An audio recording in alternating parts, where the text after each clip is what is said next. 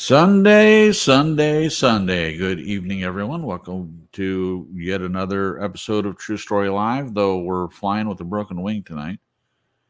I'll get into that in just a moment. But tonight's topic for the life of me, part 8, attitude, freedom. So this is the final episode of Glenn's series for the life of me, and we look forward to doing that. Jen will not be with us tonight.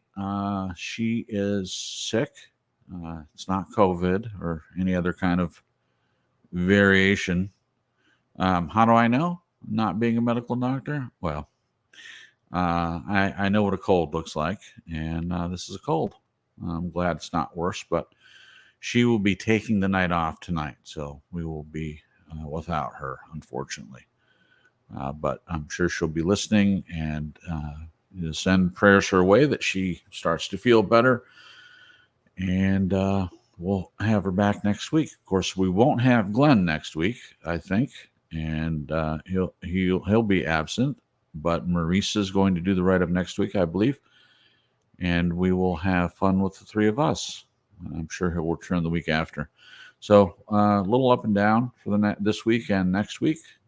Should have everybody back in the third week. So we'll just hope that Jen feels better, and I'll say hello to everyone on her behalf. And for those listening for the first time, my name's Jason. I'm the host of the broadcast, and usually I have three other people, my wife being one of them, Jennifer, or Starling Swallow. And also we have with us Marisa. Marisa, would you like to take a minute to say hello to the peoples, please? Sure, Jason. Hello to the peoples. Hello to everybody who might be lurking and not in the chat, and those who catch the replay. Welcome to True Story Live. Yes, we are down one person tonight, and love and prayers for Jen that she feels better here real soon. And I'm looking forward to getting hip deep in Glenn's latest installment. Hip deep. Love it. Hip deep. That's right. Anyway, I may be sharing some links throughout the broadcast. And if you want your link shared, please let me know in the chat. If you do not wish to have your link shared, let us know that too, and we'll respect your wishes. That being said, I'm ready to get started. Woo! All right. Thank you, Marisa. And also, let's hear from Glenn, the writer of tonight's write-up, part 8. Glenn, take a minute to say hello to the peoples, please. Hello, howdy. No, I don't know what hip deep means. I've never heard of it over here. What would we say when we get involved with something? No idea.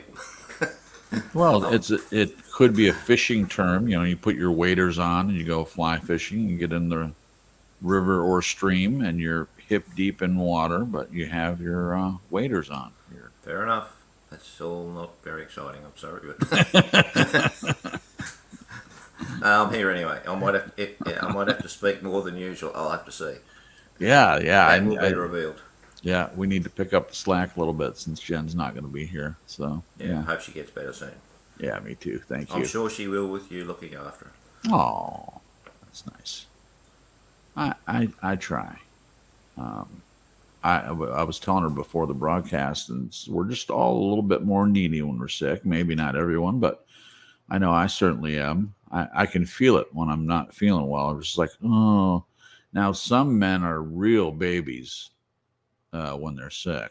They just want to be taken care of. They want their wife to not be their mommy, but, to get their Kleenex and whatever they need. But I think it goes both ways. When another person's sick, you pick up slack a little bit. Seems natural to me. Anyway, thank you, Glenn. Usually Jen says hello to everybody in the chat, but I'm just going to do that real quick. We only have a few people, but we're grateful for each and every one of you. Celine was in here after Nez, of course. Welcome, Celine. We're glad that you're here. Thank you for your prayers for Jen. Appreciate that.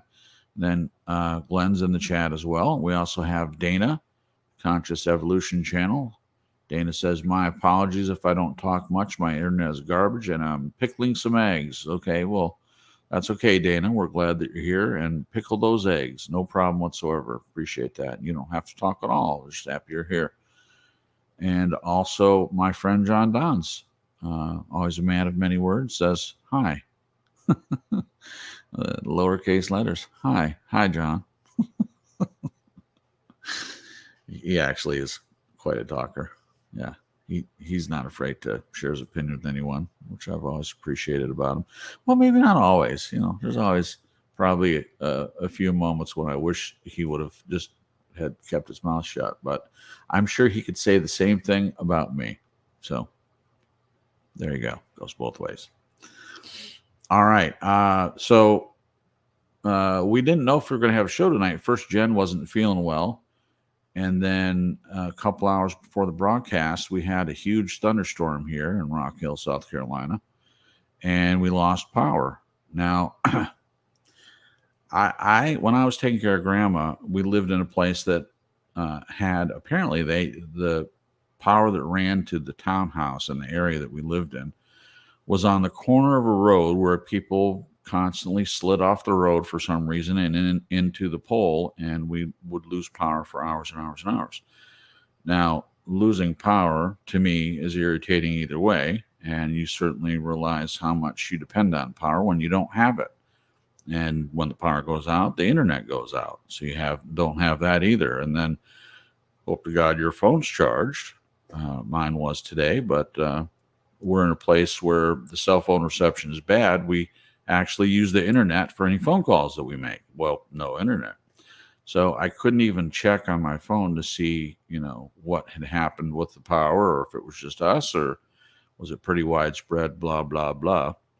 But the power came back on, obviously, about 15 minutes till 7. So here we are. Glad it came back on, because it's just miserable, especially with my wife being sick, to not even...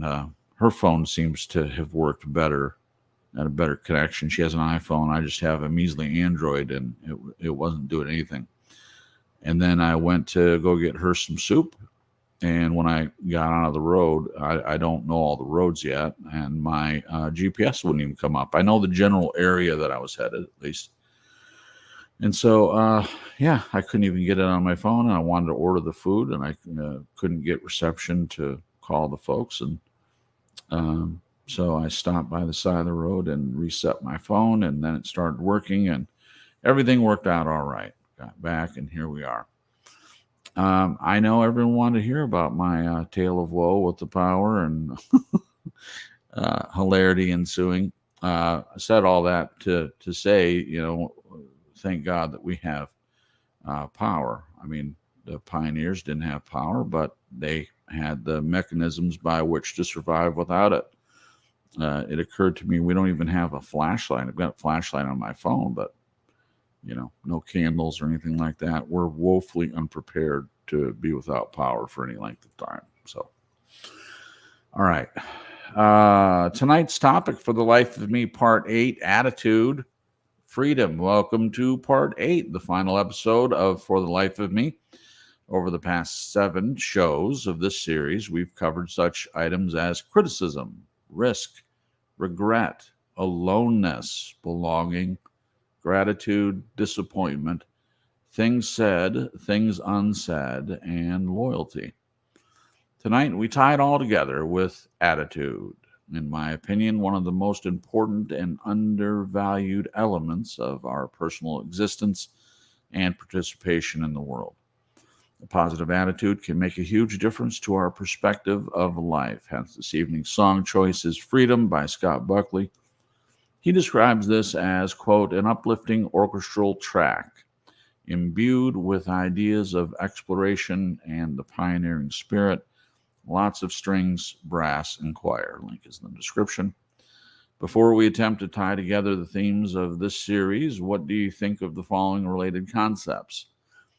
People tend to get hung up on things they can't change to the detriment of those things that they can change.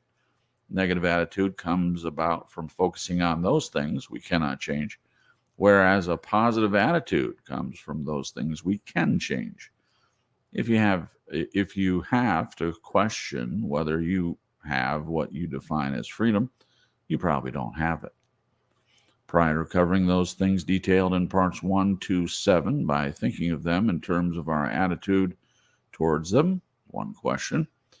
If the only opinion one can change is the opinion of oneself, then why do people tend to try to influence others to change their opinion of us? Is this anything to do with our positive or negative attitude about who we are and where we belong? Okay, back to recap. How do you respond to criticism from another person? Do you criticize yourself? And if yes, how do you deal with this? Quote, face your path with courage. Don't be scared of people's criticism. And above all, don't let yourself get paralyzed by your own criticism. Paulo Coelho. How do you deal with your regret when you have made a mistake or wronged another person? What about when you have been wronged and no regret is shown to you? Quote, I don't regret the painful times. I bear my scars as if they were medals. Paulo Coelho. Do you ever feel alone and isolated? If yes, how does it affect you? Quote, if you are never alone, you cannot know yourself. Again, Paulo Coelho. How do you deal with disappointment? What difference does your attitude make to how you deal with the situation? Quote, disappointment, defeat, and despair are the tools of God, the tools God uses to show us the way. Also, Paulo. What is your approach when things you have said to another are unfair or misguided? Do you feel any responsibility or obligation to try to mend the situation? Quote, the more in harmony with yourself you are, the more joyful you are, the more faithful you are. Faith is not to disconnect you from reality. It connects you to reality. Also, Paulo. What is your response when a person says that you have not shown them loyalty? Is loyalty important to you? Quote, loyalty never tolerates betrayal, but will always be generous with mistakes. Paulo. To now summarize it all, I'll go with one of my favorite words, gratitude. Thinking of yourself, you can identify anything that you are grateful for nowadays that you may once not have considered as relevant or important. I can choose either to be a victim of the world or an adventurer in search of treasure. It's all a question of how I view my life. Paulo. I often heard people mention how boring and ordinary their life is. It's said in a way that suggests this is a burden they carry. Strange, is it not, that one does not hear so often from those people who suffer true adversity? It's an easy question to ask rhetorically. Why so? Perhaps exposure to adversity of some kind is required to show us the true meaning of gratitude. And only then will we be set free. And then lastly, quote, when you choose your attitude toward life, you can affect reality by making it better for you. Also, Paulo Coelho. All right. So there it all is. Lots of good questions. I'm sure Jen is going to be sad that she missed some of this, but maybe she'll show up in the chat. But I think that she's probably going to be asleep. That's okay. We will try to say hello to anyone new that comes in the chat. But again, thank you everyone who is here. Sorry about the late posting. Yeah, it's hard to post anything when there's no power. I even tried because I saw after the fact that Glenn posted the write-up and it wasn't even loading. So I couldn't even get YouTube to come up. But that's all past us now. All right, let's start with the questions. So I'll read the things leading up to the question again. First, people tend to get hung up on things they can't change to the detriment of those things that they can change. Just real quick, that made me think of the Serenity Prayer. God grant me the courage to accept the things I cannot change, the courage to change the things I can, and the wisdom to know the difference. I'm quite sure that's not where Glenn got it, but I just couldn't help think of the comparison between the two.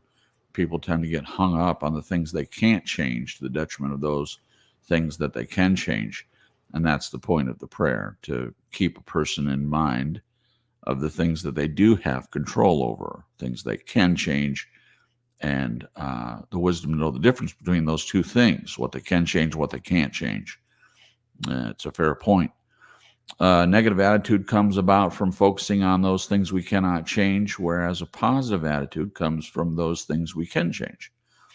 If you have to question whether you have what you define as freedom, you probably don't have it.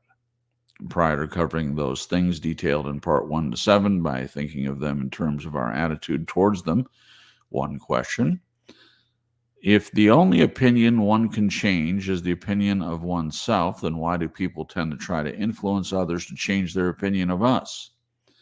And then the follow-up: is this anything to do with our positive or negative attitude about who we are and where we belong? So you guys can answer any way you want. You can do one and then the other, or you can answer it in one, answer the two questions together if you'd like. Reading one more time: if the only opinion one can change is the opinion of oneself, then why do people tend to try to influence others to change their opinion of us? Is this anything to do with our positive or negative attitude about who we are and where we belong? Anyone have a burning desire to answer these?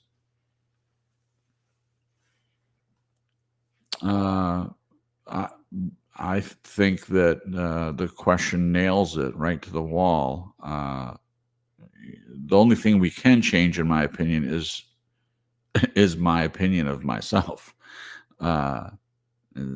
So that's for everyone. I don't anymore try to influence anyone's opinion of anyone else or myself. And I've talked about this to great length with proving to my family. I don't feel like I need to go back into it, but I've lived this idea that I could change someone else's opinion of me, and I put a lot of time and effort into doing that. And it was finally when I just decided to continue working on myself, and if people changed their opinion of me, great. If they didn't, great. And I've gotten a lot of positive things out of that. And yes, I think it does have everything to do with your attitude, whether positive or negative. If I'm looking at the opinion of myself and not worried about what other people think, and my opinion of myself is positive and theirs is negative, it's kind of it's important who wins. Is it going to be your attitude about yourself, or is it going to be someone else's negative attitude about you? So yeah, that's a great question. What do you think, Ness?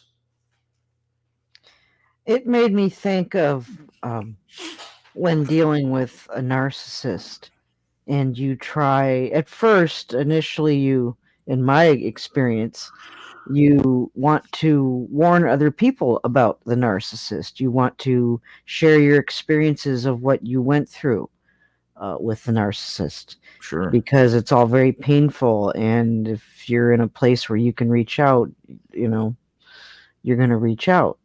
Yeah. And you eventually learn that most people either don't want to hear it, or they're just not that interested, because things don't really affect people unless it happens to them. True. But all that being said, I was just trying to find a way you could come from a place where you would like to change the opinions about certain people have about certain people when you're feeling like you're trying to warn them, know. So, but even that, it turns into a negative, because most people aren't going to take you seriously, or they're going to just ignore what you said and change their opinion of you. Right. So there's just kind of a double-edgedness that can come with that sometimes. Yeah, or a slippery slope, for real. Right. Yeah. You brought up an interesting question. Like, if the person's a narcissist, does that mean we should try to warn people about them? I think there's some situations that a person might be in where it seems like it would make sense to do that. Like, for instance, let's say a person and one of your friends gets engaged to them, and they're a troublesome person. Do you warn your friend or do you let them find out for themselves down the road much later? Who knows how many years? Or are you interfering by presenting your opinion? Uh, or are you doing your friend a favor? I don't know. It's an interesting question. Um, do you have anything else to say, Nez, or what about the positive or negative attitude? Do you think that has any impact? Well, it definitely has an impact, but just in the scenario that was talking about, Yeah, dealing with a narcissist and trying to warn people. I yeah, mean, I think that's a way that you can kind of do both. You're coming from a positive to try and help other people not go through sure, abuse. And sure, then it still is also a negative in as much as it's going to have a negative effect on right, people most of the time. exactly, So, but I didn't realize that then. right, So I don't know if that connotates an originally negative motive, but right, in hindsight, now I know you really can't warn too many people about something no, like that, and you do have to just sit back yep, and pray and let life yeah, happen, and be yeah, there when the chips are down for those people if that comes to that. So absolutely. So I'll yeah. just share real quick. First, let me say hello to Tiffany's Epiphany and Piper Lynn, who popped in the chat. Look like really friendly people. Everyone, please make them feel welcome. If you haven't said hello already, thank you both for coming. Appreciate you. I got a situation. Okie Grower just popped in as well. Howdy, y'all. Howdy, Okie Grower.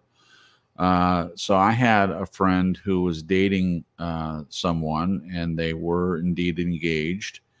And our friend, let's call him Bill. Bill was a close friend of me and let's say Steve. Bill and Steve, my close friends. Bill was dating someone, and I didn't like her. Now that's neither here nor there. But when Bill wasn't around, she hit on Steve. She had a thing for Steve, and Steve did a good job of warding her off, and he didn't ever act on it. But this kept happening over and over and over and over again. And then at some point, uh, Bill's fiance had really messed up, and Bill caught her. And he came over, and we had a couple drinks. And of course, when you drink, your mouth gets pretty loose. And I thought it was a good idea to tell Bill what she'd been doing with Steve behind his back. And again, they hadn't done anything, but um, actually the night before she had come over and had drinks, and she was hitting on him pretty hard, and he had to rebuff her. And at the time, he seemed grateful. Says, "Well, this is my fiance. You know, good thing you said something before I got down the road. You know." But then, of course, you can see where this is going. They got back together, and then I pretty much haven't talked to him since. They got married, and as far as I know, they're still married. I wouldn't have any idea, but it ruined our friendship. Now, I would say, for him to hold that against me, maybe it's embarrassment. I don't know. But either way, I lost a friend, and for being honest and trying to ward him off. But I would say in my situation, I don't know if she was a narcissist. I would assume that she is, but if not, she certainly wasn't loyal, and I just told him the truth about her. But it was a negative thing for me to do. Yes, my heart might have been in the right place, but I was trying to influence the opinion of someone else rather than just minding my own business, and it didn't turn out well. Would it turn out that poorly every time? I don't have any way to know. I just know that after that, I feel like I learned a lesson from that, and I would probably think twice before doing that again. Anyway, Glenn, what do you say? If the only opinion one can change is an opinion of oneself, then why do people tend to try to influence others to change their opinion of us? And is this anything to do with our positive or negative attitude about who we are and where we belong? I'm happy to answer, but I've got a question for you arising Sure. from what you just said. How did it affect you or make you feel when you went from someone having a positive attitude towards you to not so positive? Oh, it didn't feel very good at all. Um, Made me feel like crap, actually. So, did you ever get the chance to come to the table, so to speak, and discuss this? No, no. We were in a wedding together, and he was at least cordial to me. The other friend had gotten married, Steve. Steve got married, and he wanted both of us because he was friends with each of us, even though we weren't friends anymore. So I've run into him from time to time, and he's always cordial. But a lot of times when we would meet each other out, he was with his wife, at least then wife, and it didn't feel good at all. The whole thing, in my opinion, was a negative situation for sure. Yeah. Not easy, is it? No, Particularly when you don't get to at least give some sort of rationale for why you did what you did and get even an opportunity, if you wish, or you think it fitting, to apologise. yeah, yeah. Well, the weird thing is, I wouldn't have been sorry that I told him the truth. I would have been sorry, maybe about the way it happened, and I would have told him that even if I don't like her because of what she did, I mean, I'm willing to let it go for the sake of the relationship. But yeah, I hadn't thought about that in a while, but the question made me think of it, and I hadn't thought about him in a while. But he and I used to spend a lot of time together. I mean, I've been over to his house, and he's been over to my house, and we even hung out without the other mutual friend. So I had a one-on-one relationship with him as well, not just in the friend group. So it was a hurtful thing for me. Hello to Wisconsin Greg. Wisconsin Greg. Thank you for coming, buddy. Yeah, thanks, Chris. Okay, I'll answer. Well, I don't think generally that we're going to attempt to influence an opinion of someone who thinks positively of us. So it's going to be when someone doesn't, obviously. Um, yeah, I think it does have a lot to do with how we perceive ourselves. I mean, if we have a positive attitude, I'll use myself as and as you already know, whilst it's nice that people might think well of you, if they don't, what's the point in attempting to do something to try to prove yourself to anybody, them or anyone else? Right. Because when you go out to attempt to prove yourself, there's something that it's my thinking that you, in some way, you compromise yourself to do so. Yeah. Because you adapt yourself to the situation that you think is going to bring the best outcome. Yep. So therefore, you're not being yourself. So therefore, it's got to be a huge waste of time. Yep. So keep your positive attitude, and just let it unfold. If Yeah. the opportunity presents itself, you grab it with both hands. Sure, to be yourself in front of that person, but don't attempt to influence them. Yeah. That's it. I agree. Well, fantastic. Yeah. That's exactly how I felt. I was living to the point of doing things I didn't really want to do, all for trying to change someone's opinion of me. And of course, in retrospect, I never needed to do that because I have peace of mind by just worrying about myself and having a positive attitude about me. And it doesn't matter what they think, even family. I think it's hardest with families. I mean, the story I told about the friend was difficult, but he's not family, unfortunately. Um, Either way, negative. I like that point. If it's a positive attitude, then we have no need to try to change anyone's opinion. Anyway, that's a great question. All right, we'll move on. How do you respond to criticism from another person? Do you criticize yourself? And if yes, how do you deal with this? How do you respond to criticism from another person? Do you criticize yourself? And if yes, how do you deal with this? This will be a pretty quick answer. In the past, I didn't respond to criticism very well. I think better than some people. I didn't get openly hostile. I can tell you that I grew up in a very critical family. Quick story. So my senior year in high school, I went to Gladwin. I lived with my grandparents and redid my senior year. I had been going to the Jim and Tammy Baker School when all that stuff happened, and I refused to have that be the place where I graduated from. And I was 3 months away from being done with school, and I went and did my whole year over.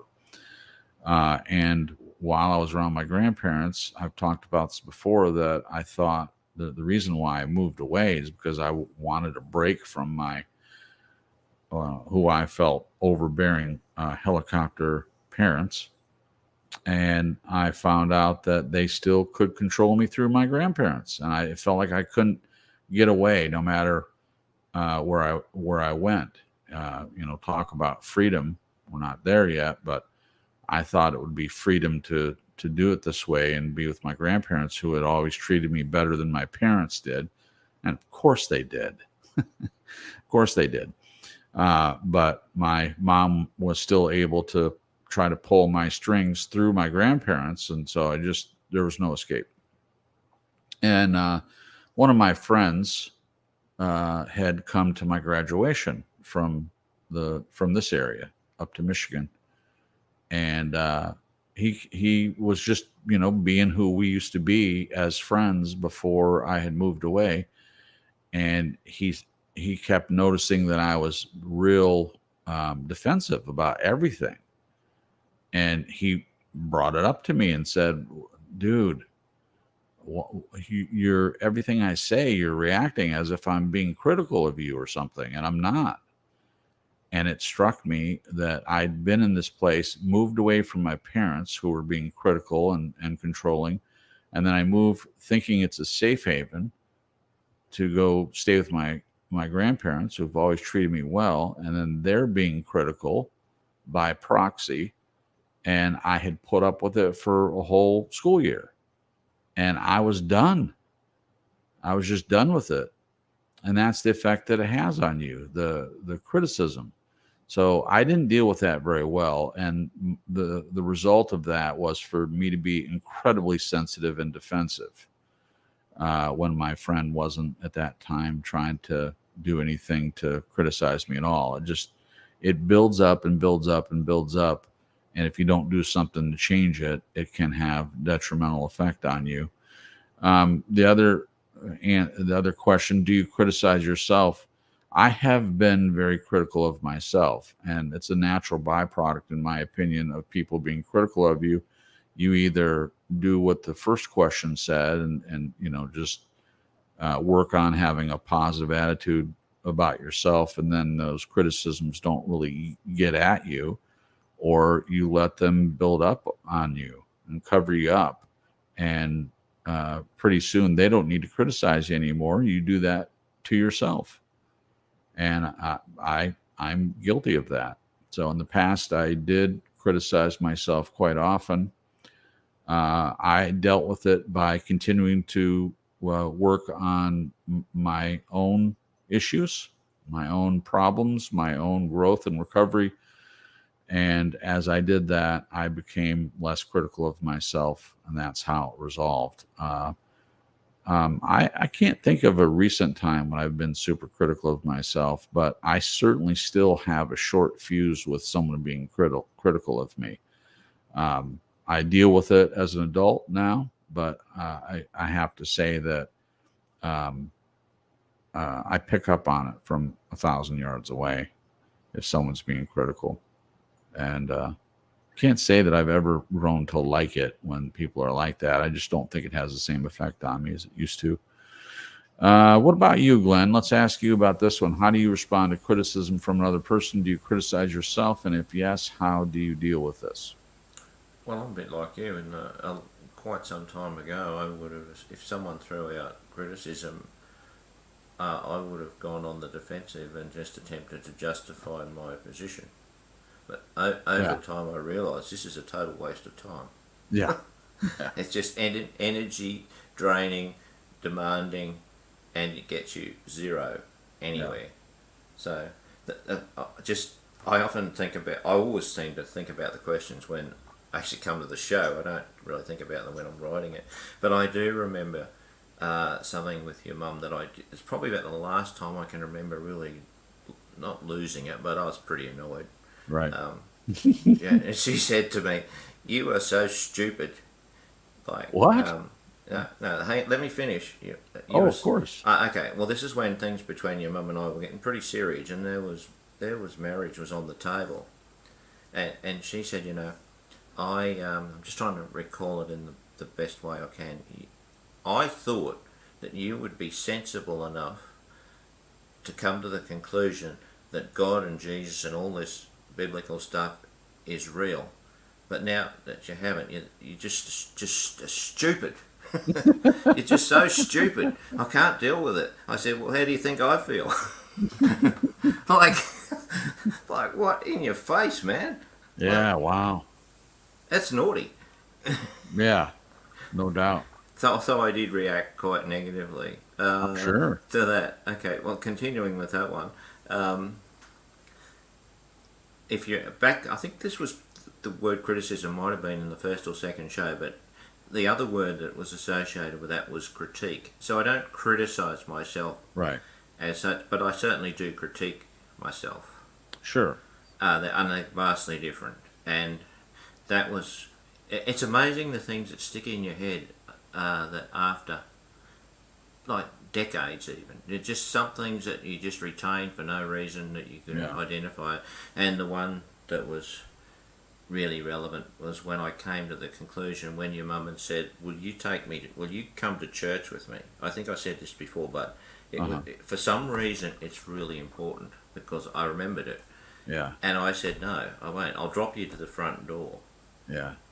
And then I was saying to the guy at the church I did go to, I made a mistake because I wasn't thinking about how important it was to the other person. Right. I was only thinking of myself and basically pride. So that was so I thought, oh yeah, Glenn, you did okay there. You did critique yourself. Yeah. And how I dealt with it is admit that I'm not perfect. I make mistakes. Right. Right. And hopefully I can do better next time. Well, you have done better, and I mean, I'm not the judge, but I mean, you have since even recently been willing to go into a church and sit through a service, and not only that, but to have conversations with people from there. And I would say that Mom would think that was a big deal since you weren't able to do that in the past, or for whatever reason you decided not to do that. So she might see that as progress. I think she would see it more than progress. Yeah. Yeah. I think she would see it as highly significant. Yeah, I would agree. So, I would agree. Thanks.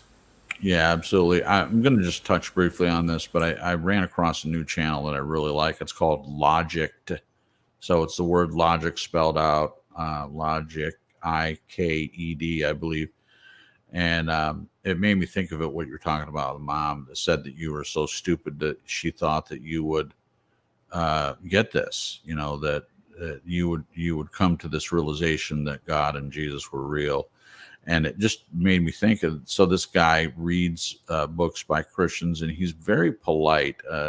I've run across lots of different kinds of atheists, and back in the day, I would have just assumed that they were all the same. They're all like hateful bastards that just want to take everyone's right to worship away. If you would have asked me 10 years ago, I would have said exactly that. I've come recently to learn that they're all shapes and sizes, just like there are all shapes and sizes of Christians. We shouldn't do the same thing that we get upset about, people lumping us all in the same in the same bowl of these horrible bad actors in Christendom. Well, we shouldn't do the same thing with atheists either. Anyway, he reads people's books and watch their YouTube channel, and then he kind of critiques it and things like that. Very pleasant, very entertaining, but nine times out of 10, I've watched several of his videos. 9 times, this is the attitude that a lot of quote unquote Christians have, is they think that they're going to explain this to him as an atheist, that their logic is going to do what no one else's logic before has ever done, and he's going to listen to their logic and he's going to say, you know what, I was wrong. You convinced me. Well, he talks about it ironically, of course, but no one ever convinces him. And I know the reason why. But you can't convince anyone of anything. I've come to that conclusion, but they keep trying. And Glenn, you can relate to this because we've had people involved with TSL in the past that thought the same thing. They thought, well, nobody's been able to get Glenn to see that this is true, but I'm going to be the one. I'm going to be the one that explains things. I'm going to be patient. When Glenn gives his objections, I'm just going to talk about scripture and talk about my own personal experience. And surely he's going to be convinced. Do you feel that's right? As on your end, when people have, because I've seen it happen a number of times through people that were involved with TSL. I'm not saying anything bad about them or anything like that. I'm just wondering from your perspective, did you get that feeling like that was their attitude, that they were trying to get you to see that Jesus and God were real? Oh, I would say yes. Yeah. But I see the reason it doesn't affect me, because the truth is I don't really know whether it's real or not. Right. So therefore, I'll listen to what they say, but when they become belligerent, I'll switch off. Yeah, that's the difference. And, of course. Now, that's not the attitude. I've continued to talk to people from this Anglican church that I sort of, nobody has tried to stick it on me. Right. I've been accepted. The only one guy, there's one guy has asked me, what's an atheist doing in this church? And that's a fair question. Sure. I mean, that's a real sure. And I said, well, what do you think what does an atheist represent to you? And the response, well, someone who's coming to get us. Yeah. Well, see? Yeah. And I said, well, where did that come from? Yeah. Well, and the response is, well, isn't the way that they're supposed to act? Yeah. What? Well, yeah. That's the perception. That's what I was talking about a few minutes ago. The idea from a Christian perspective that an atheist is one of these hateful bastards that just wants to tear everything religious down, so their kid doesn't have to listen to a prayer at a football game. And they're not all like that. They aren't. Some of them just think it's ridiculous and they want to talk about it. I have no problem having a conversation with someone who just wants to talk about it on either side, as long as they're respectful. And I need to say that the guy that I had this conversation with is extremely respectful, and I've had no attitude whatsoever. Right. But it was a fair question, because he said, well, that's what and I said, well, okay, where'd you get it from? He said to me, that's what I was taught. Yeah. They're all these things, stereotypes out there. You nailed it. I mean, this could be a topic for another show. I don't want to go too deep into it, but you're absolutely right. This is what we're taught. This is what I heard about atheists before I ever knowingly met one. And honestly, Glenn, meeting you and getting closer, having closer friendship with you has changed a lot of my opinions. And it has allowed me to branch out a little bit and to have a wider opinion of people that don't consider themselves Christians. And I think I'm the better because of it. Similar attitude that I used to have toward homosexuals. I mean, they're not in the same boat by any stretch. I'm just saying that my attitude, also what I'd been told, was these are all godless heathens who want to push it in their agenda in our face. Are there some people that do that? Yeah, absolutely. Are there some atheists that just want to tear everything down and watch it burn? Yeah, Yeah, but there are also Christians who want to do that. If you don't believe what we believe, if you don't have our doctrine, if you don't believe this gospel that I think is the right one of the two, talking about grace or law, then we're going to burn it down. We're going to burn you down. We're going to criticize you and call you names and talk about you and make YouTube videos about you because you don't agree with us.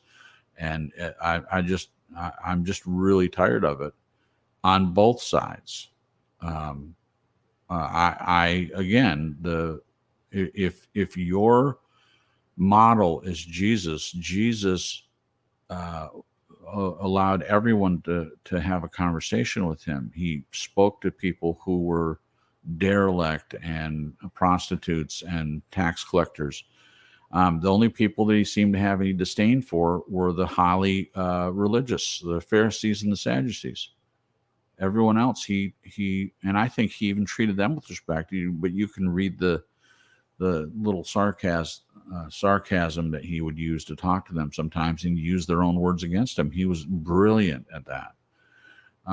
Anyway, but we'll put a pin in it for now. But I think that'd be a great conversation. So, did you want to say anything more about the? I think you answered, didn't you? Well, all I'll say is that it's been extremely refreshing to see an attitude of acceptance because those people did not. They were, if they said, "Well, you're not welcome here," I wouldn't have thought too much about it. I would have thought, "Well, that's just another sort of Right. attitude," but I wouldn't have killed me. No, Just, no. okay. Well, that's how it is. Well, if you don't want me here, that's fine. But Right. no, it's the opposite. Yeah. So, Yeah. so yes, there's an element that's come to me of well, it's absolutely refreshing to see that attitude of tolerance and respect Yeah. being shown, and Right. I appreciate it greatly. Right. And it makes me think that if there's one group of people that treats it like that, there's got to be another out there somewhere. Is it that we just are told the way things are and we just believe that, and here we are in our 50s and 60s, and we're finally realizing that it may not be that way. That I think we have an expectation that things are going to be like people say they are, but the only way you Yeah, find out is go do it yourself. that's it. That's the bottom line. Thank you, Glenn. Nez, thanks for your patience. How do you respond to criticism from another person? Do you criticize yourself? And if yes, how do you deal with this? Well, I think how you think of yourself is a definite foundation on how you respond to any Oh, criticism. oh, Um, so, and if you're not feeling too great about yourself, you're going to be criticizing yourself quite a bit. And then if you get criticism from others on top of that, for me anyway, it led many times to, oh my God, I'm even worse than I thought, really negative, uh, not affirming thoughts at all. But I yeah, think as you learn and grow and mature, you realize that you can still criticize yourself, but you can also acknowledge what's fact and what's just BS, what you're feeling, that the truth from fiction. What your own in reality, what your own strengths and shortcomings are. And I think when you go a certain way in life, you start to realize who and you need to know who is giving you the criticism and where are they coming from. yeah, And as we've talked about many times here, you got to consider the source. If you're getting criticism from toxic people, from yeah, people who do not have your better interest in mind, from yeah, people who are just being predatory or harassing, right, etc., then those are not things you need to consider. yeah, um, you know, it's important to listen to the people that do love you. It's important to get their honest feedback, both good and bad, sure, when they really do have your better interests in mind. sure. Excellent. Thank you, Nez. Care to comment on the side conversation that we're having? Have you met atheists in the past, or what was your attitude, if you don't mind sharing, What were you? I had a pretty broad upbringing. I met people from all walks of life between my grandparents and my aunt and uncles. I got to see all kinds of people from all over the world. And not everybody was Christian. Not everybody believed in God. I mean, Right. it wasn't something that was ever anything new or novel Okay. to me. I mean, I had curiosities, but I wasn't brought up to have an immediate suspicion or a Right. disdain for anybody, for anybody. Yeah. Not just anybody who didn't believe in God. Yeah. Uh, It was pretty so, mixed. Oh, sorry. Go ahead. I just want to say I really can't speak on it that much because my opinion of them was never those horrible. Yeah. I never saw it that way. I had a lot of mix because my dad's parents, my grandma Cripps, which I was talking about earlier tonight.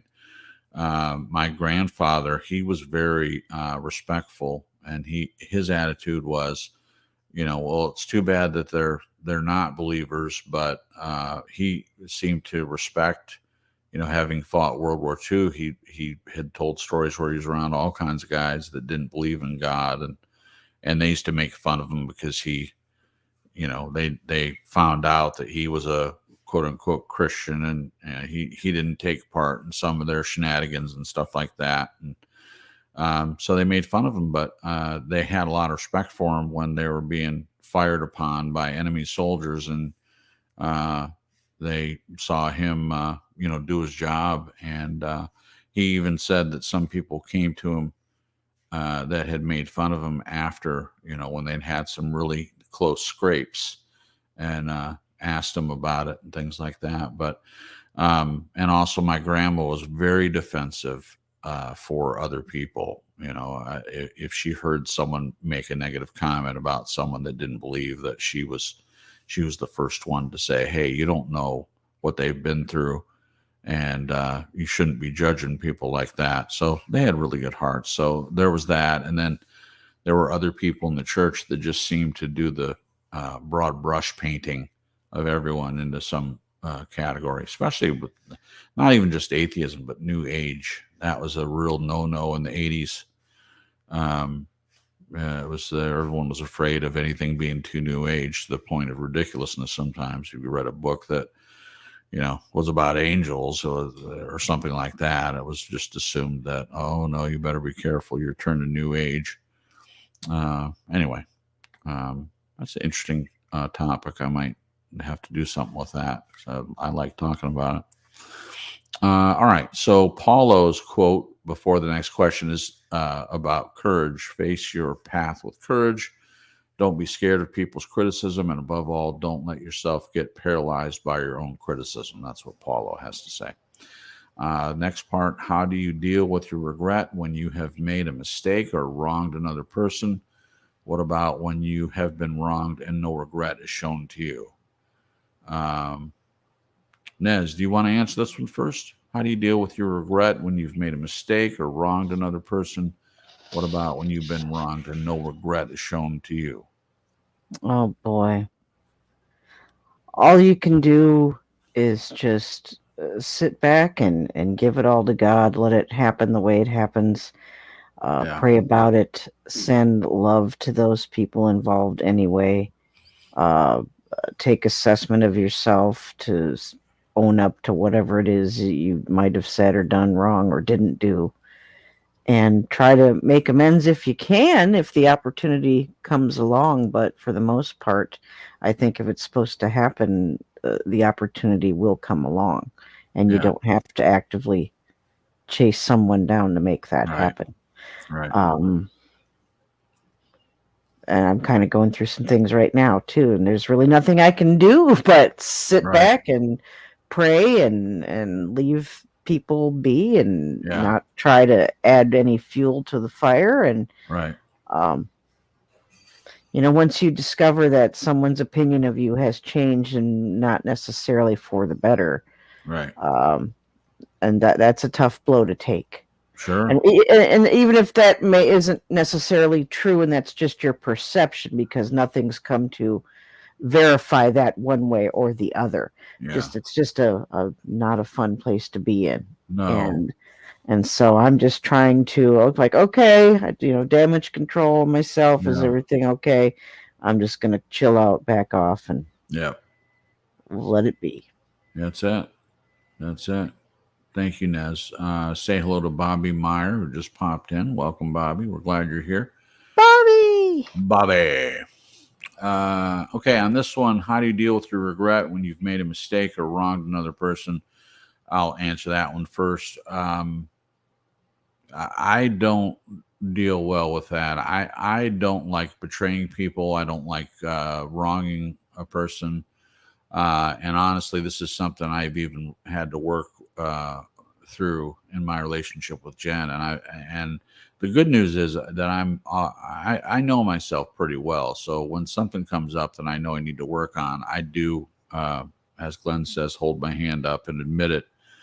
And this happened in our relationship early on, where I have this thing that I do. Now the question is about my regret, but I'm going to talk about the other one a little bit.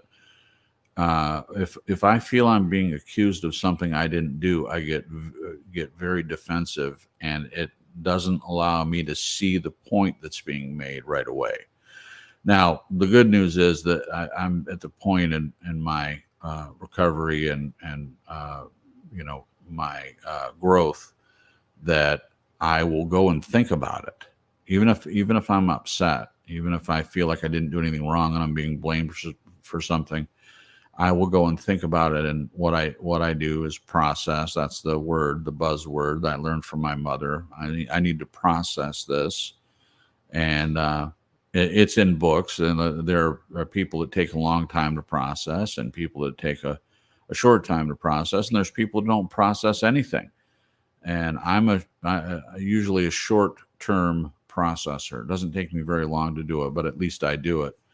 And then come back to the person and say, this is what I would say to Jen when this happened was, I'm able to listen to what your point is. I reacted because I have been blamed for a lot of things that I didn't do, and the first reaction that I have is to be defensive.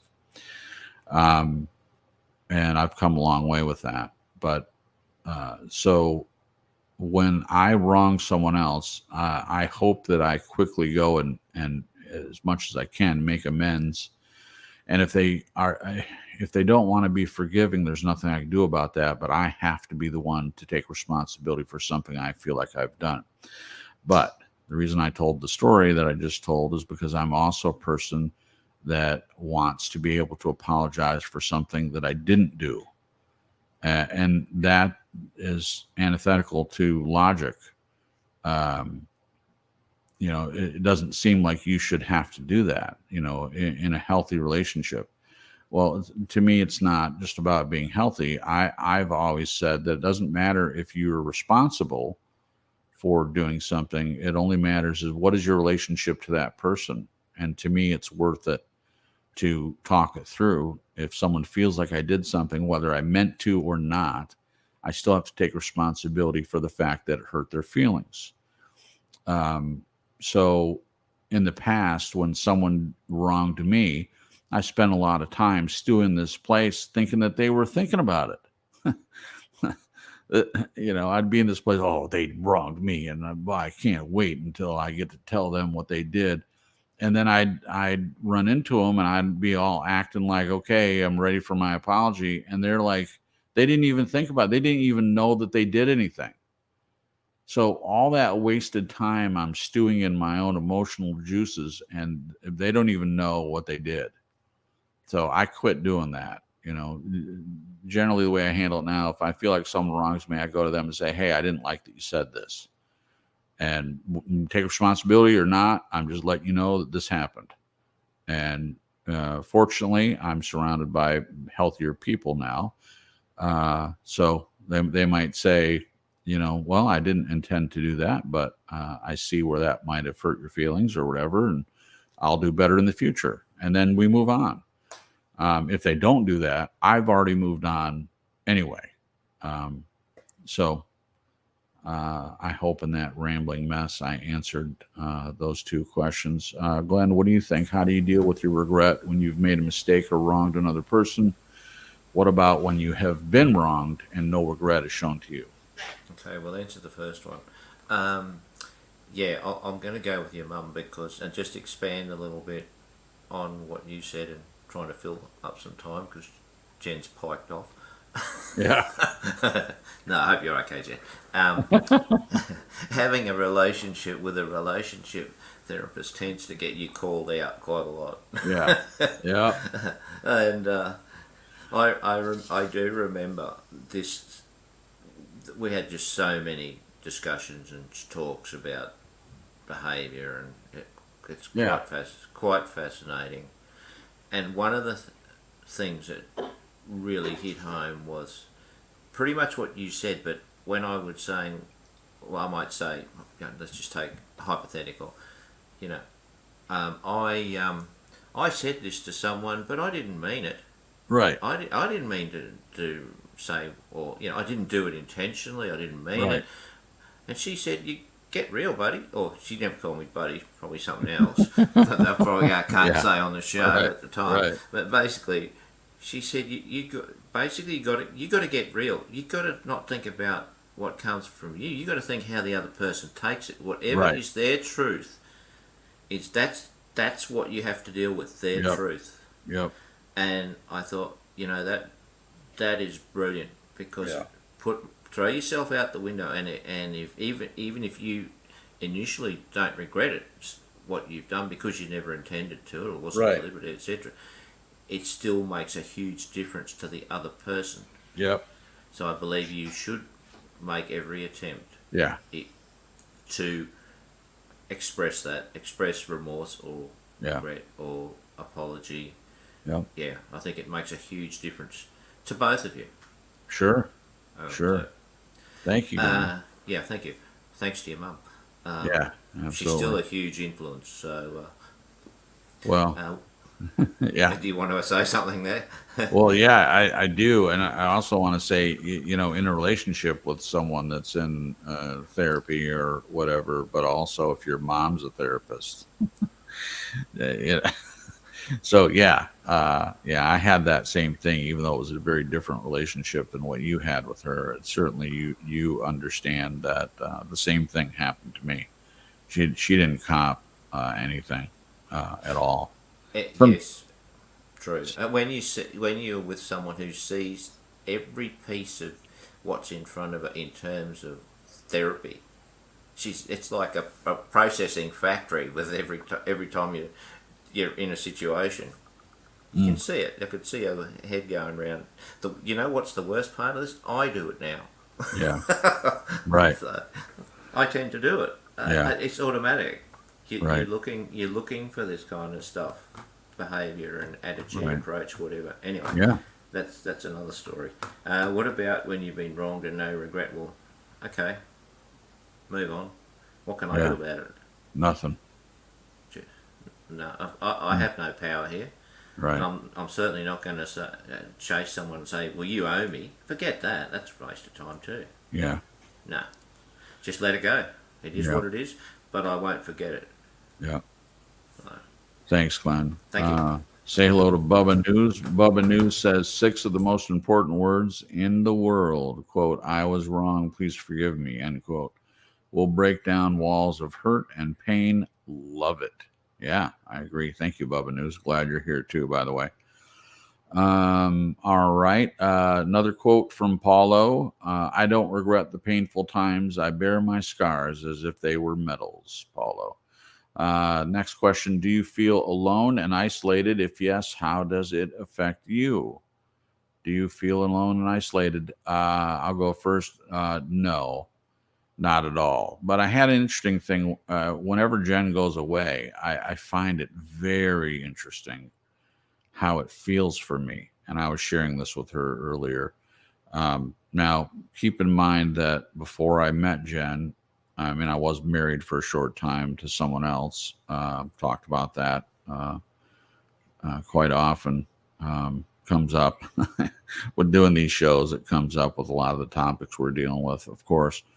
But before that, before my first marriage and after my first marriage, I very much was not as much before. Before I had friends, because when I met her, I was still hanging out with all my buddies and things like that at that time, and in my 30s, 30s into my 40s. So I very rarely was I ever alone. I could be alone. That's not a problem for me. I can be isolated. That's not a problem. Then after my divorce, I very much spent the next 8 years, more often than not, alone and isolated. And it was a choice that I made. And I've talked about that too, but I'll just touch on it briefly and say that I was really hurt. And I didn't want to be hurt anymore. And I didn't want to risk. And I also didn't want to share my pain with anyone. I have for a long time felt like nobody understands me. No one can feel how I feel. And to a certain extent, I believe I was right. So I had, I was a rock on an island, i.e. Paul Simon.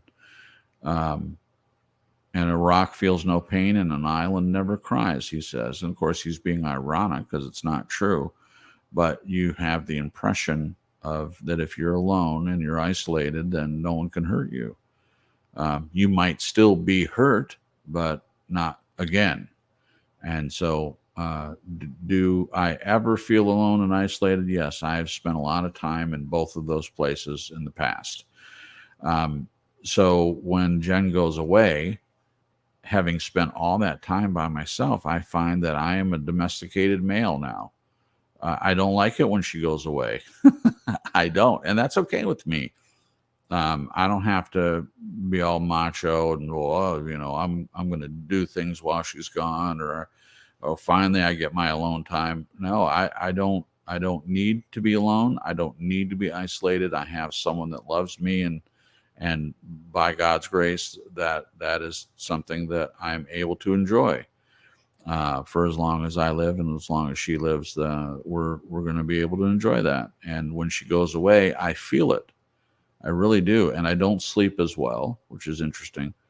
When I spent all those years always sleeping alone, it's just not the same, and I'm okay with that. I don't want to be alone, and I don't want to be isolated. I'll say lastly that it wasn't a good thing.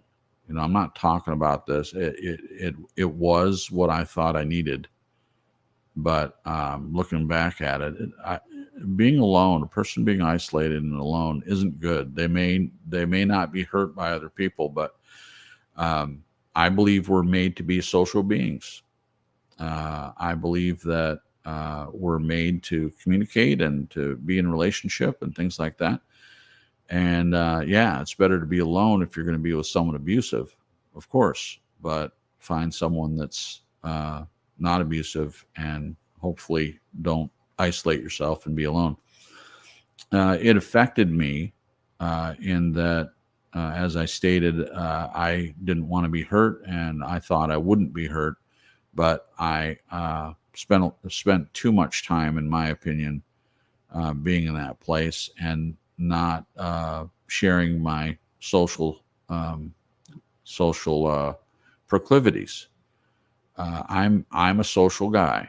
I like having friends. I like spending time with people, and to be in a place where I'm not doing that hardly at all for 8 years, for the better part of 8 years, it affected me by, I think I was depressed.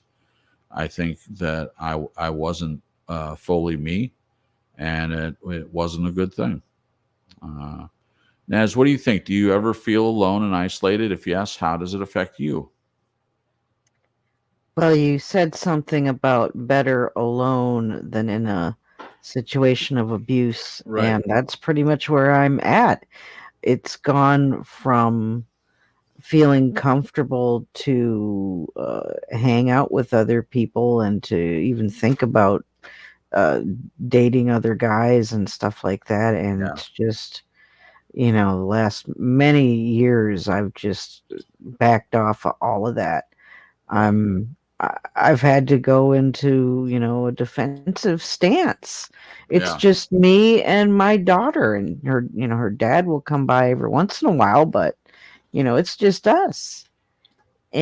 And I don't feel the same way anymore about having people come over. It can't Right. just be as random and sporadic as it used to Right. be. Um, Right. and it really can't, Yeah. I really don't want to let everybody come on in and be, around my daughter. You don't know who Yeah. she's going to be freaked out by, or, it's No. just, and that's why I'm glad for, being able to do things like this, go Yeah. live, to communicate in other ways Yeah. on social media, so I don't feel alone and isolated in that sense. I still have people I can reach out to and talk with, but I do, definitely feel uh, that feeling of missing the human contact, of Hmm. actually having more people around. Hmm. Yeah. So. Thank you. Mhm. Glenn, do you ever feel alone and isolated? If yes, how does it affect you? Um, I'm with you. It has dramatically until age of. I actually counted this one up. 44. Oh, And I'm not social. I'm an introvert.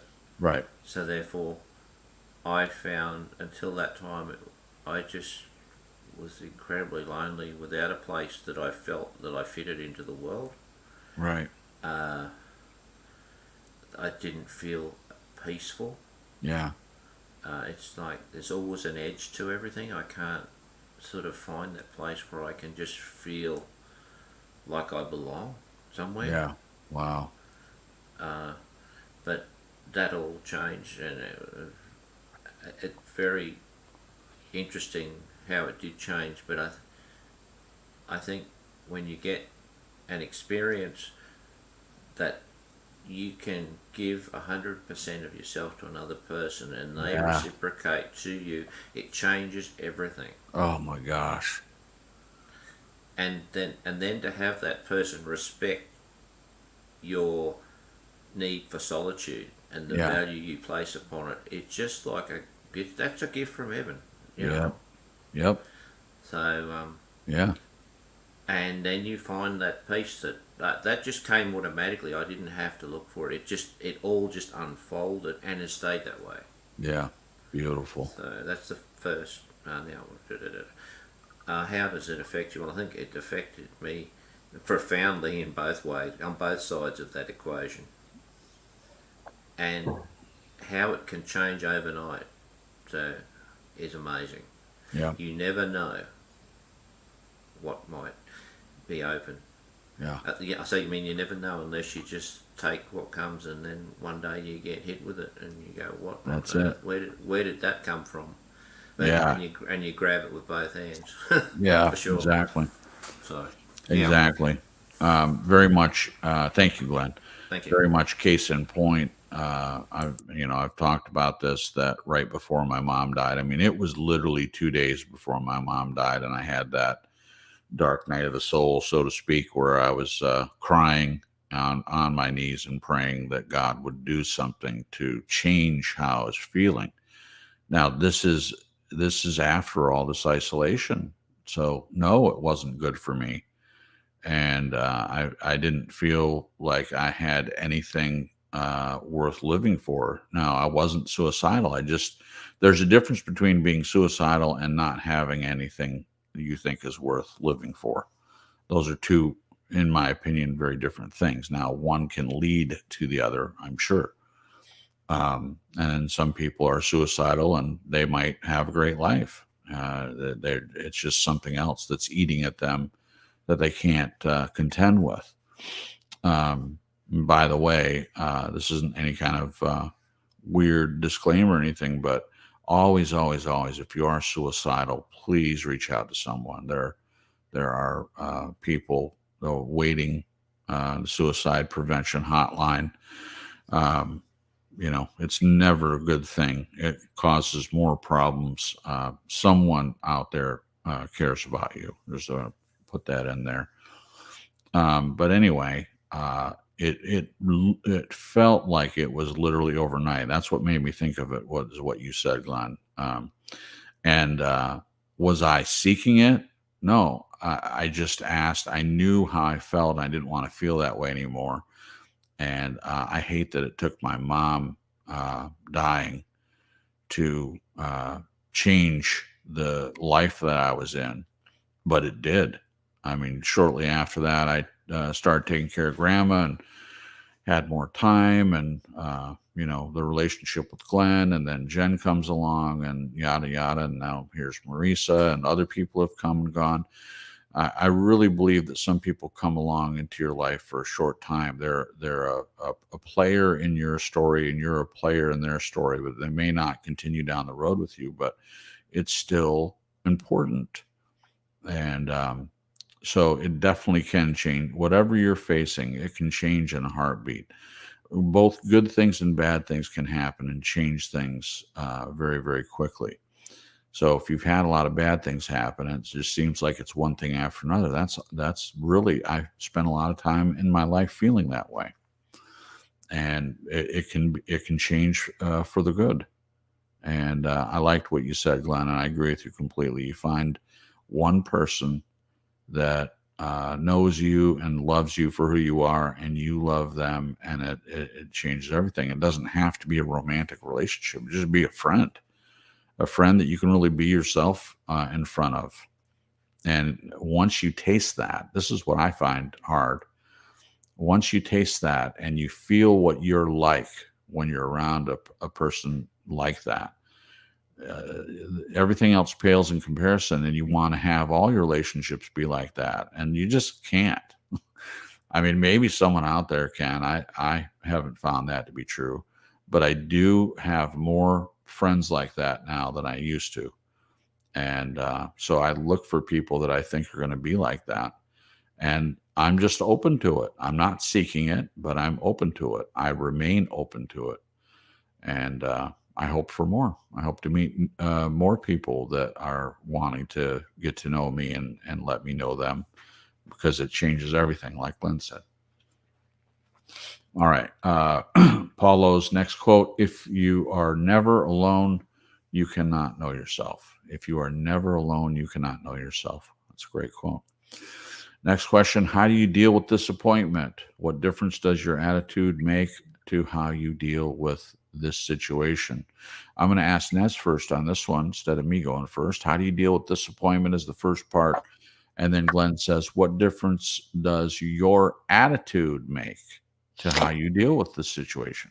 It makes all the difference in the world when you realize what you can and can't change, and you just let it go and calm down and take that time to just step away from it and let it be.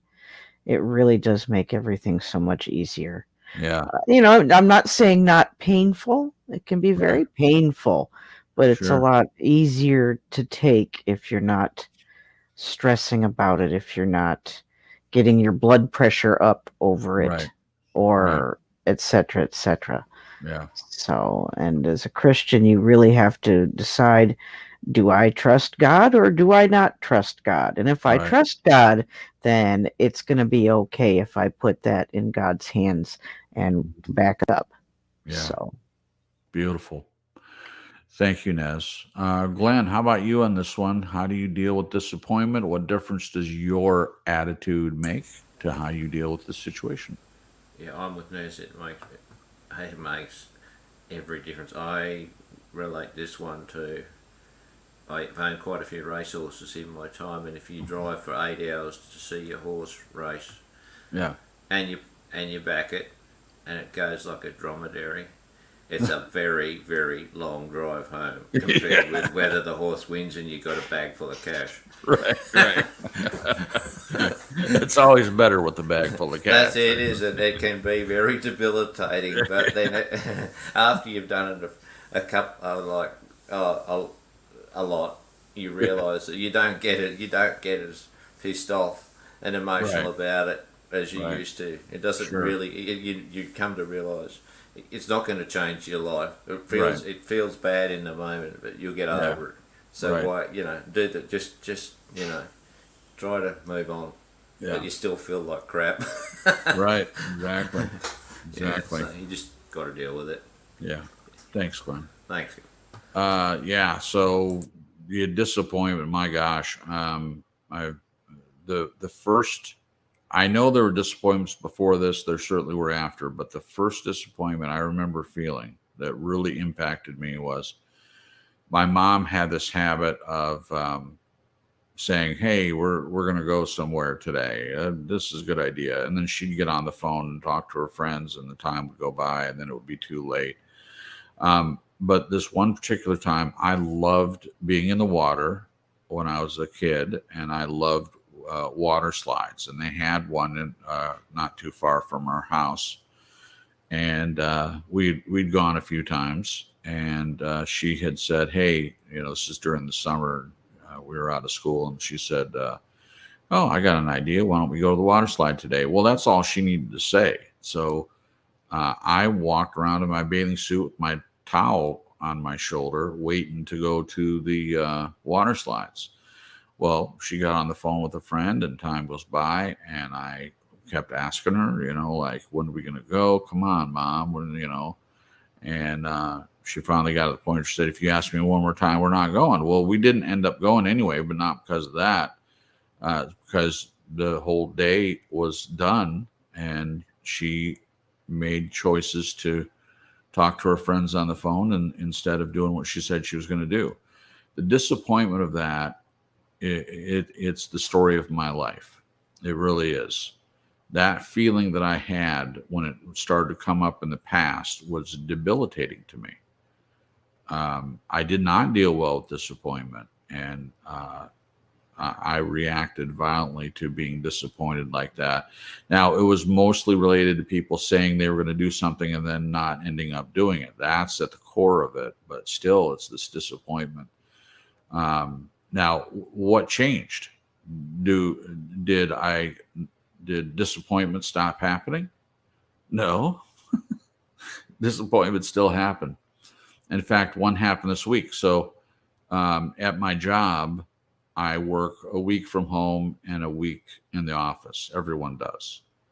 And I found out last week that they were changing teams. And it's not because I've done anything wrong. They just do shift now and then to make the teams even. And the team that I'm on had a few more people, new people coming in, and they have to make room for that. And they put me on another team.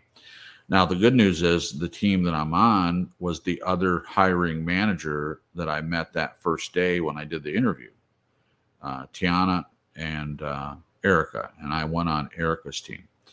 So working from home, each of the different teams, they stagger their at home time and office time so the office isn't full of people talking on the phone and stuff. I think it's a great plan.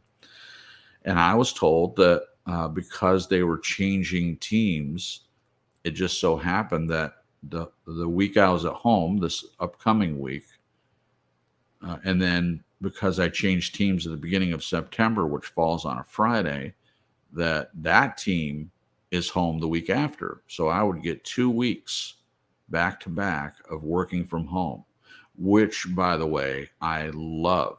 I would love it if I could just work from home. I work better at home, closer to the bathroom, so I can drink more water. I don't have to, walk an acre to get to where the bathrooms are and get back in time, for my 15-minute break. It just is way more convenient. And then I got a message on Friday from Erica saying, "Hey, why since you're going to be moving over and Friday's the first, why don't you just fall into their schedule this week?" Now, I was disappointed because I was told that I would get to work from home for 2 weeks. So is it the end of the world? No. But in the past, I would have really, really gone on and on. I wouldn't have said anything. I mean, they're the bosses. If that's what they want to do, they want to go back on their word like that and change things up. They can do that. And, I don't have any recourse there. Um, was I still disappointed? Yeah, damn right I was disappointed because I don't like going to the office. I don't like being in a cubicle. I mean, I took this job anyway, despite the fact that I don't like a corporate job. It's a great place to work. Don't get me wrong. I'm not bad mouthing the job at all. I'm just saying for me, I'm not a corporate guy. I'm not someone that wants to go into any office and sit in a cubicle and answer the phone. I would much rather do that in my home office where I'm comfortable, where I can wear a t-shirt and underwear and answer the phone. Nobody knows. And I don't have to dress up and drive 20 minutes there and 20 minutes back in rush hour traffic and deal with all that. So I was disappointed, but my attitude changed everything. Having the attitude that, look, this isn't the end of the world, and it truly isn't. Is it disappointing? Yes. Does it suck that I have to go in the office for a week when I was already told that I would have 2 weeks from home? Yeah, it's disappointing, but I'm not letting it get to me. It is the way it is, and I will live. So that's just an example of how it's changed the attitude, because disappointments still come. They're always going to come, in my opinion. I don't know what this life would be like if there wasn't disappointment in it. Disappointments happen. It was disappointing to me today when today's my day off, one of 2 days off. And, it's disappointing that Jen's not feeling well. We had, plans for today, and she's been gone this whole time. And so we're going to spend today. And then tomorrow, if she's feeling up to it, she's going to go to work and I'll have a day off to myself. But I would much prefer to spend our Sunday together. So that's disappointing too. So there are plenty of disappointments, but my attitude wasn't like, oh, great, Jen's sick. Oh, and she can't do the show and she can't spend time and she needs to be in bed. It is what it is. Am I disappointed? Yes, but my attitude is good about it. My attitude is, what can I do for you? What can I do to make you more comfortable? It's not like, focusing on my own disappointment. Like, I don't get to spend time with my wife. That sucks for me. So attitude changes everything. It sets the course for a person as to how you're going to deal with the disappointments when they come. All right. Did everyone answer that one? I think they did. All right. The next quote is, disappointment, defeat, and despair are the tools God uses to show us the way. Paulo, again. This is a really good quote. Disappointment, defeat, and despair are the tools God uses to show us the way. This is really apt, in my opinion. It is so true. The Bible talks about adversity making us stronger in Romans 5. Tribulation worketh patience, patience experience, and experience hope. So Paulo's right in line, in my opinion, with what he's saying about God. I don't know what his beliefs are, but this one point that he makes certainly is apropos for the conversation that we're having. I believe he's a Catholic. Oh, okay. Yeah. Well, there you go. But I could be wrong. Don't take it as gospel. Okay. Don't take it as gospel. No pun intended. Okay, next question. What is your approach when things you have said to another are unfair or misguided? Oh, geez. Do you feel any responsibility or obligation to try to mend the situation? Why don't we do reverse order? Glenn, why don't you go first on this one if you don't mind? What is your approach when things you have said to another are unfair or misguided? And do you feel any responsibility or obligation to try to mend the situation? Oh, yeah, I don't like it. I don't like putting my foot in it. Like I said before, even if I think I haven't. Yeah, I think sometimes you can knee-jerk react and say things you later reflect on and think, Yeah. I was out of order. Yeah. So Yeah. I absolutely feel responsibility and obligation to try to do what I can to remedy the situation and come clean with the whatever was said before. I was wrong. I'm sorry. Yeah. Wow. Pretty straightforward, eh? Yeah, pretty straightforward. I'll hear Nez's answer next, but I have a lot to say about this. But when I say that, sometimes I'll say, I have a lot to say about this, and everyone shortens their answer. Well, without Jen, you don't have to shorten your answer. I mean, go as long as you want, or be short if you want. But just because I say I have a lot to say about it, I won't go on too long. But we only have a few questions left, and we have 30 minutes before the end of the broadcast. No, I'm happy to wait for you to inspire me. Okay. Thanks. Go ahead, Ness. Uh, what's your approach when things you have said to another are unfair or misguided? Do you feel any responsibility or obligation to try to mend the situation? I try to make right when I can. The Holy Spirit lets you know when you're messing up, when you're out of line. You can't mistake that conviction inside of you if you've been out of order. And you just try to make amends where you can. You try to own up where you can, and Yeah. sometimes you have that opportunity to do that personally. Sometimes you don't. Yeah. But even if you don't, God knows if you are feeling the conviction of something you've done that wasn't very cool. That wasn't, Yeah. when you messed up. You Yeah. feel that. Everybody feels that. They can call it conscious or whatever, but when you've Yeah. misstepped. Sure. And even if you can't talk to the person, you can still just let go and realize that you're sorry for whatever you did. And I Sure. think that action has an effect. I Yeah. really do. Yeah. Okay, go ahead. Thank you. I hate it. Like I've always considered myself a nice guy, and when I say something that makes someone else hurt or angry or upset, I did talk about if I feel like I didn't do anything, then I would act defensive. But I've gotten over that as well. But on this one, when I really have done something or said something and someone else is hurt by it, absolutely, I try to. Remedy the situation if at all possible. Sometimes you can't.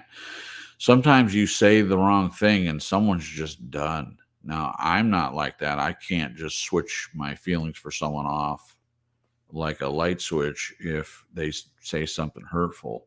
But that's happened to me a few times where some perceived slight, something I said or something I did, and they feel like I've really wronged them and they're just done. They're just gone. In the past, I would have really followed them around trying to have closure, but now um, there have been situations where I needed to walk away from someone or a situation where in the past I would have had to have closure, and now I don't need it. I don't have to have it. Now, I do still prefer it. I would prefer to have a conversation if something like this were to happen. You can't make people come to the table.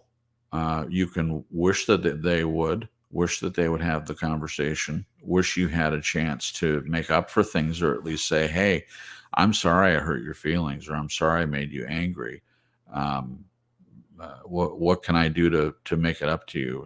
Is there something I can do to make it better? Or just apologize and say, I know better now. I know that you're sensitive about this. I wouldn't say it like that, but if you know someone's sensitive about something, then if there's a sore spot, you try not to step on the sore spot if at all possible. So that's one of the ways that you can mend the situation. This has happened many times. Of course, you put your foot in your mouth and say something. Um, I've said plenty of things that are unfair and misguided. And they say that when you see someone else doing something that really irritates you, the reason why it irritates you is because you don't like that thing in yourself. I have found that to be so true.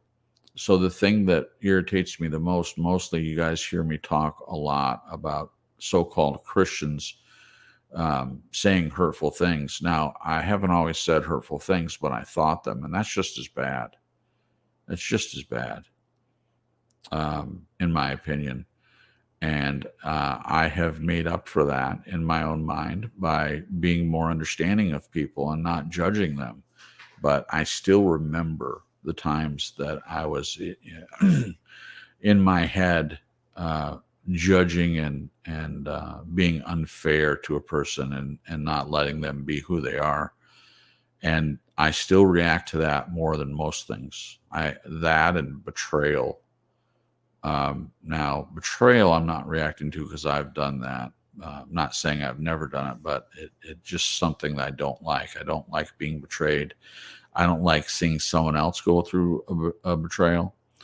I have observed, I'm not trying to dig this up tonight, but I have observed Nez, in my opinion, being betrayed by other people in some horrible ways. And it's hard to watch her go through that. Of course, I'm not the one experiencing it, but I have been involved in some of these situations where it hurt me too. But I got the lighter end of it because I don't know, just maybe I didn't know the person as long.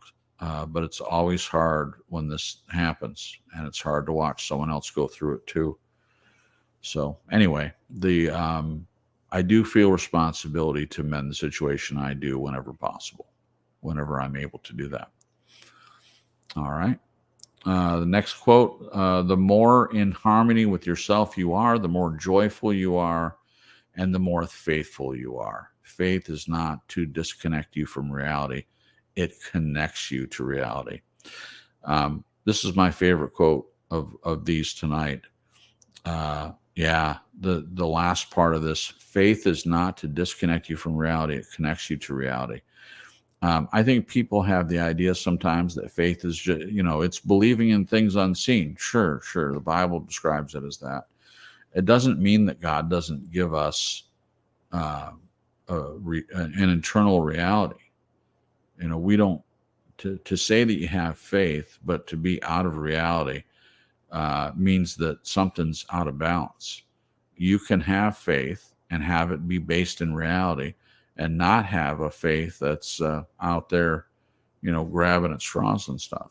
I always thought it's interesting where someone would accuse a believer like me even of having blind faith.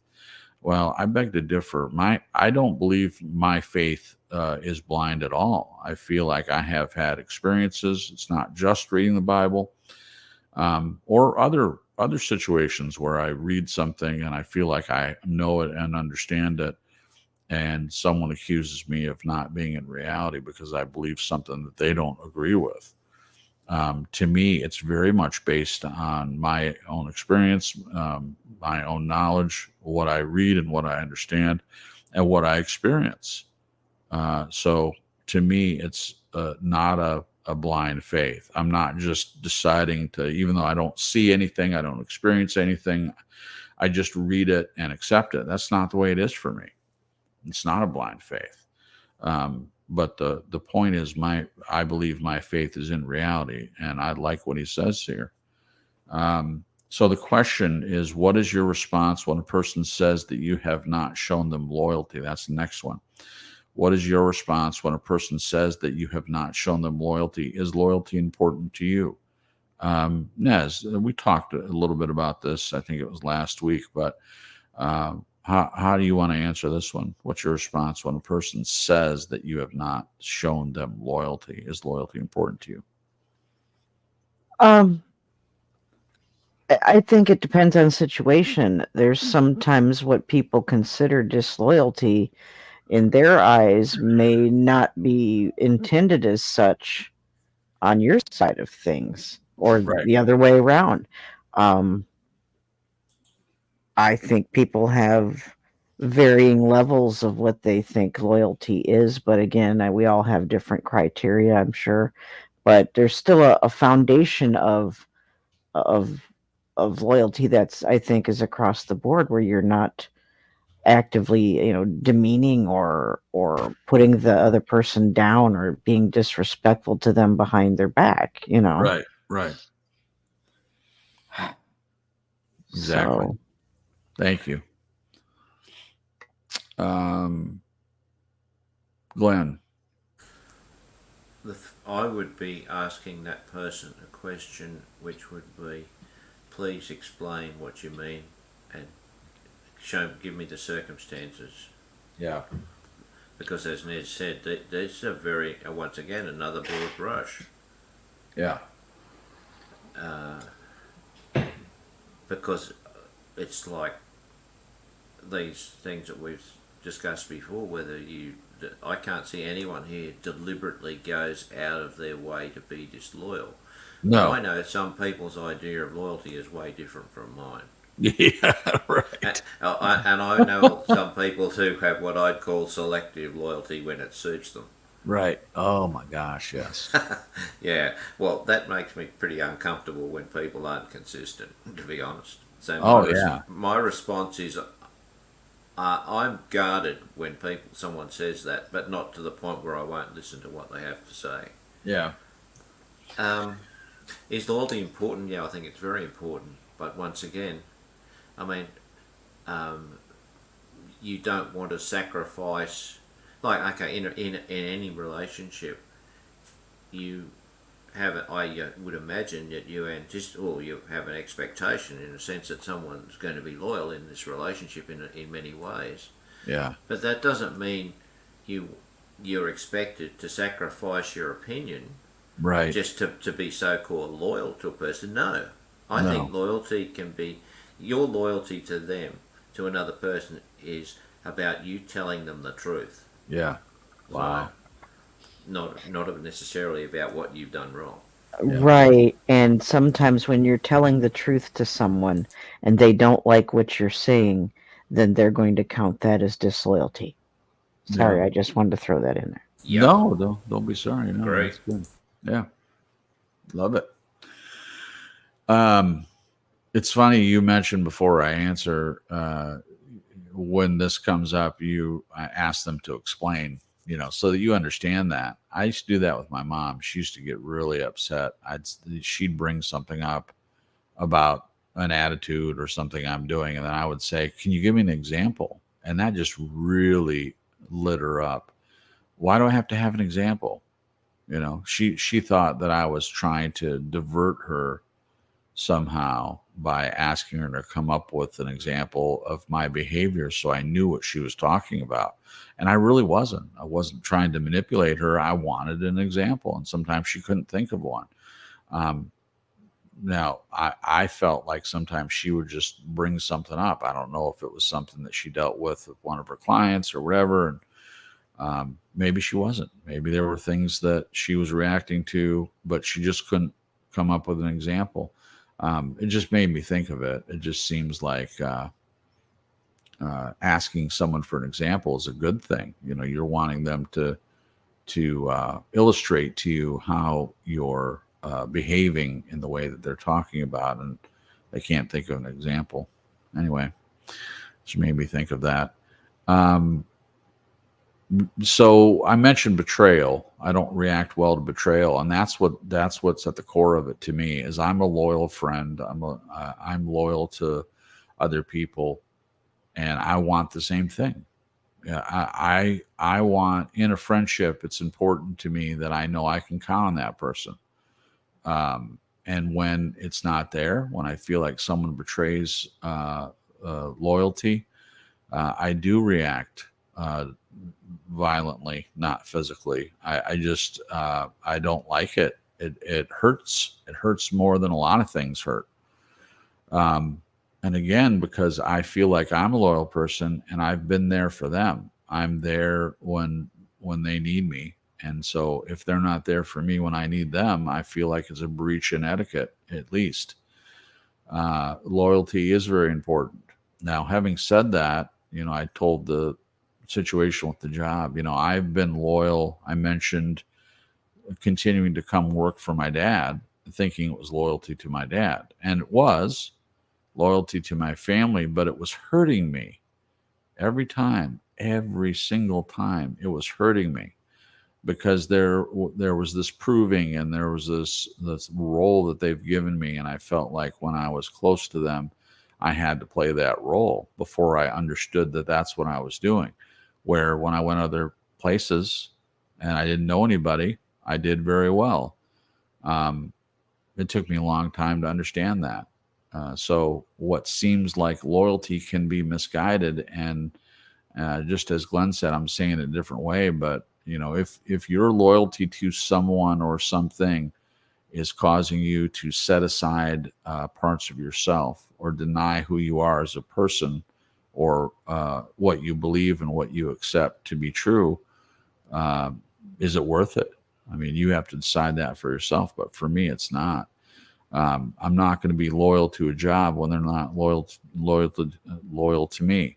I mean, sometimes jobs are just a paycheck, but I tend to think of a job as, if I've worked somewhere for a long time and they see my behavior in a certain way, that if something were to come up, I want them to know that this is a legitimate thing. I've never called out sick. This particular job, I've only been there 6 months, but I've never called in sick, not a single time. So when I do call in sick, I have the expectation that they're going to know that I'm really sick and I can't come to work. Now I'll have to test that, when and if I ever get sick and I have to call out of work, I hope that it's not going to cause problems and they're going to know that I'm sick and not have to ask me for a doctor's note. Because when I get sick, I guarantee you I don't go to the doctor. I've only 1 or 2 times in my life been that sick that I felt like I needed to go in and get checked. There are other people that the minute they get a sniffle, they go in and see the doctor. I'm just not that. I'm not that guy. And it's not about being macho or I'm going to be a man, whatever. It's that I have insurance now, but for the longest time I didn't even have insurance. So it's paying $175 for someone in a white coat to tell you that you have a cold. I'm just not doing it. It's a whole nother topic, I suppose. Loyalty is important to me. I react when there's a breach in it. And it's not about whether someone's loyalty to me anymore. It's about whether I'm loyal to someone else. But I no longer sacrifice anything of myself. I mean, yeah, sometimes you have to compromise with someone, but the just loyalty alone is not worth me having misplaced loyalty to someone else, if that makes any sense. Right. Everyone answer that one. Okay, the quote that relates to what we just talked about: loyalty never tolerates betrayal. Oh, here Paulo is just giving it to me with this quote. Loyalty never tolerates betrayal, but will always be generous with mistakes. Loyalty never tolerates betrayal, but will always be generous with mistakes. I think that's something I'm still working for. I do consider myself a forgiving person, especially with mistakes. If someone makes a mistake, to me, that's one thing. But he's right. If it's a betrayal, that's different. If it was a mistaken betrayal, then that may be a different thing. It still hurts. Glenn says, to now summarize it all, I'll go with one of my favorite words: gratitude. I love it. Thinking of yourself, this is the last question, guys. Perfect timing. Thinking of yourself, can you identify anything that you are grateful for nowadays that you may once not have considered as relevant or important? And we'll backwards order. We'll start with Glenn this time, if you don't mind. Pretty much everything. I know it's a blanket cut-out answer. I mean, how long have you got? I mean, we have 10 minutes. I wouldn't want to take it away from yourself. Sure. Now that I lost my train of thought, but that's all right. That's old age. As long as it's not dementia. Okay. I think as you do get older, you do see a lot more things in the world to be grateful for.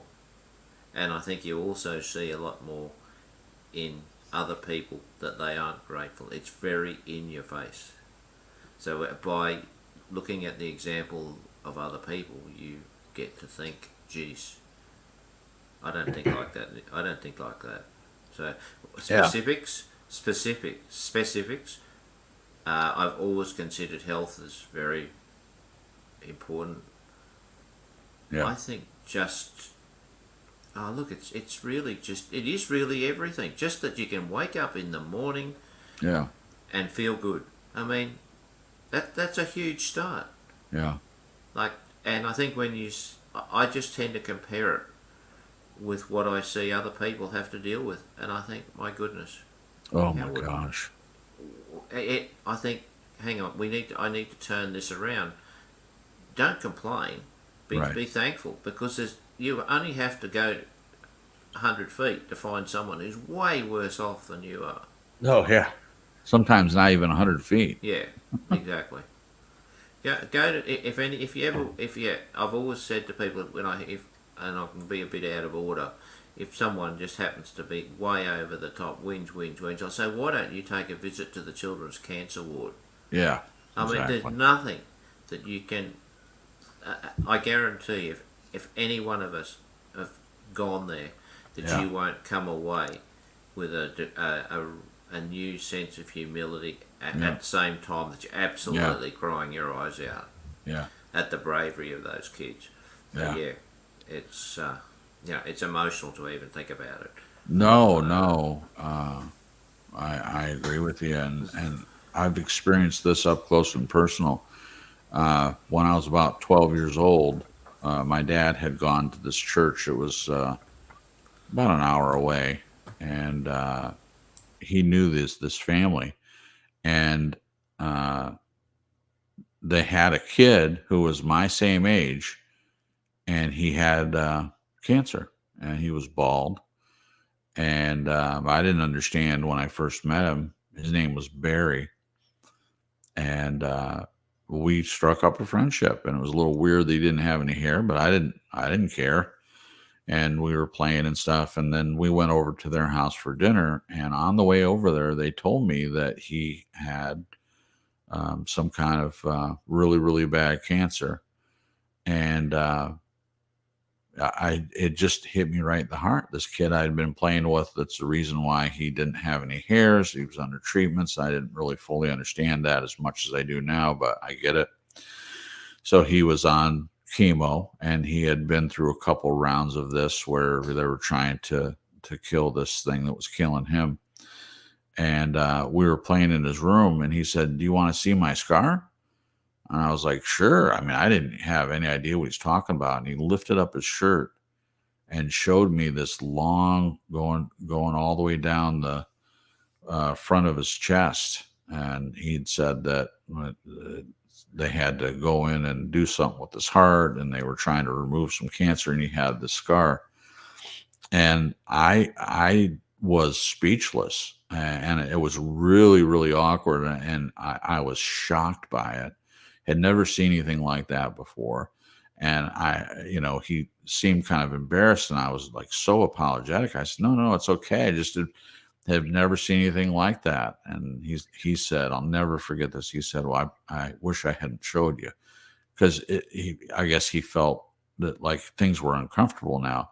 And we got past it, but I never, to this day, when you brought that up, Glenn, that memory, I didn't go to a cancer ward, but I was really in this guy's house, and he died. He didn't beat it ultimately. And I just, it's a horrible thing. And, here I am 54 years old, and that kid died 12 or 13 years old, didn't have anywhere near the life that I've been able to live. So gratitude to me is always important. I mean, as Glenn said, 100 yards or 100 feet to find someone that has things worse off than you. I mean, people that have cerebral palsy or some other kind of MS, or really, really bad MS, or spina bifida, or any number of things that they are trying to live with, being wheelchair bound or being paralyzed, or even what Sandra goes through every day. If you wake up every day and you're able to get out of bed on your own, and you're able to think, use your brain to think. You don't have dementia or things like that. Or there's so many diseases out there that can change everything for a person. And, when watching a lot of people, this kid that I remember, Barry, he was like every other kid. And here he was with the courage to try to fight this thing. And it just, it left such an impression on me. Haven't thought about him in a long time. I mean, why would I? It's been so long ago, but that made me think of it. So, thinking of yourself, can you identify anything that you're grateful for? Yeah, I'm grateful for every day. Things of the gratitude. Glenn actually bringing this into some of the write-ups.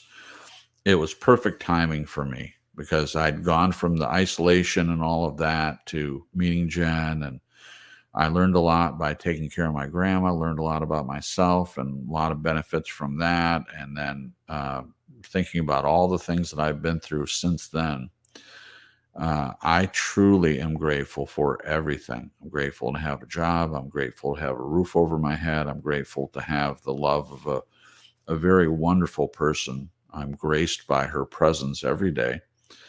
And to have friends, Marisa and Glenn and everyone listening to the broadcast, and grateful for friendships, grateful that my dad's still alive. We lost my mother, but I say lost. I feel like I know where she is, but she's not here anymore. But as Glenn said, she's still impacting people's lives today. She gave me a lot, and I have taken all the good things and I use them all the time. And she had quite an impact on Glenn, and she's even had an impact on Jennifer beyond the grave, because all the good things that she helped instill in me are still in me, and I'm still progressing and living this life in a way, hopefully, that she would be proud of. So it's very, very, very important to be grateful. And I, like Glenn, say a lot of things, most everything. I've had moments of gratitude in my life, but then I've also had times I've gone through where I didn't really want to think about what I was grateful for.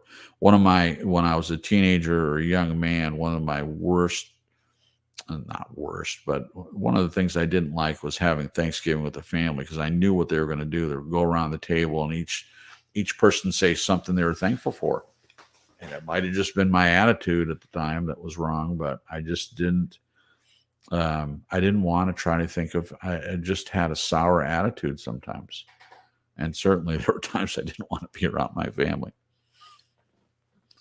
All right, Nez, thinking of yourself, can you identify anything that you are grateful for nowadays that you may once not have considered as relevant or important?